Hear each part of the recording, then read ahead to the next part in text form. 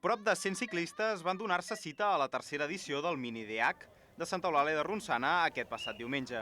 L'activitat l'organitzava el Punt Jove a l'Ataca conjuntament amb el Club Ciclista de la Vall del Tenes.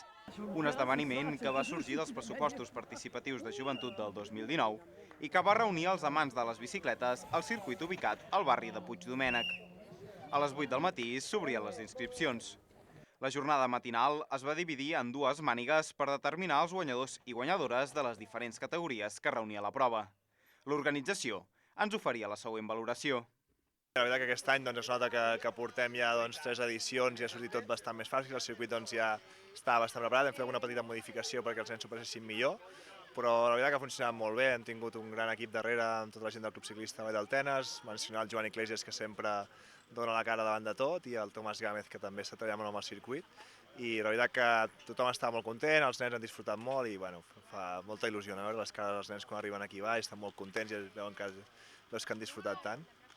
La tercera edició del Mini DH va reunir a força públic francès que va animar en tot moment a tots i totes les participants.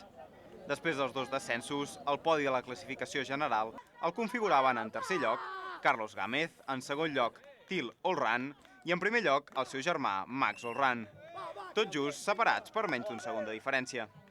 La prova va comptar amb la presència d'un únic corredor local.